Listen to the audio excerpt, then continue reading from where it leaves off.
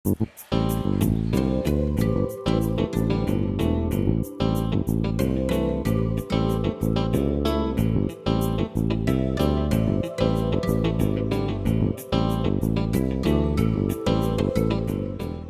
metų sausio 25–27 dienomis Žiburio mokykloje vyko vaikų žiemos stovykla, kurioje dalyvavo 122 mūsų krašto mokiniai bei 33 moksleiviai iš Lietuvos.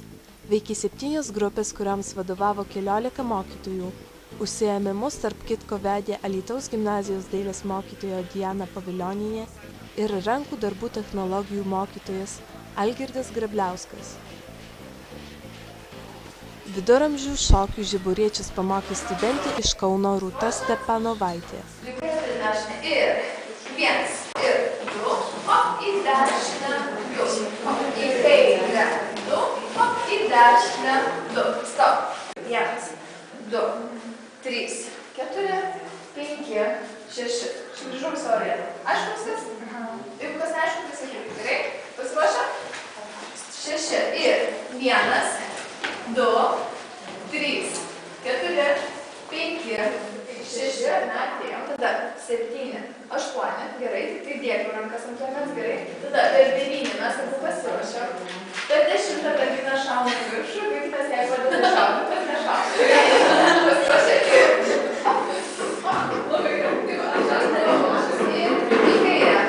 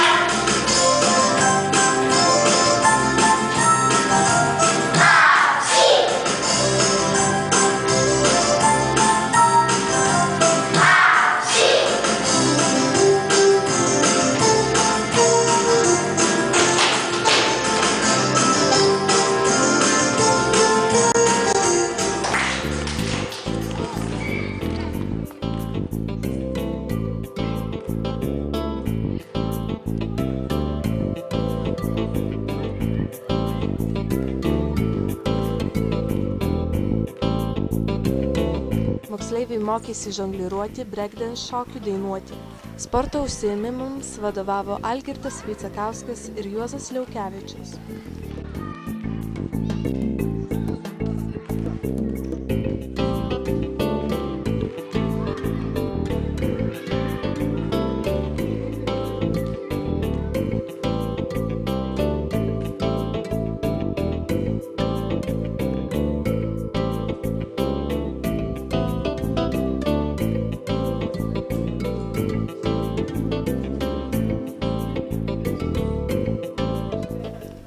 Pabaigoje stovyklos dalyviai rinkosi Lietuvių namų didžiojoje salėje.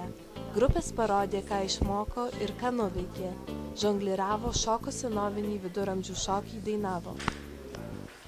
Salėje visi užsiėmimai, žiemos stovyklos užsiėmimai vyko Seimų Lietuvių Žiburio mokykloje. Stovykloje sudalyvavo apie 120 vaikų, iš to virš 30 buvo iš Lietuvos, iš Kučiūnų mokyklos ir iš Alytaus. Užsiėmimus pravedė 8 vadovai, puikūs vadovai, ačiū jums didelis. Vadovams talkino puikūs Žiburio mokyklos mokytojai, jiems taip padėlėsa. Iš tikrųjų, čia susirinkome jau užbaigti šį gražų renginį. Labai džiaugiamės, kad taip gausiai susirinkote ir tikimės, kad ir už metų mes tuo pačiu sąstatu neatstatysime.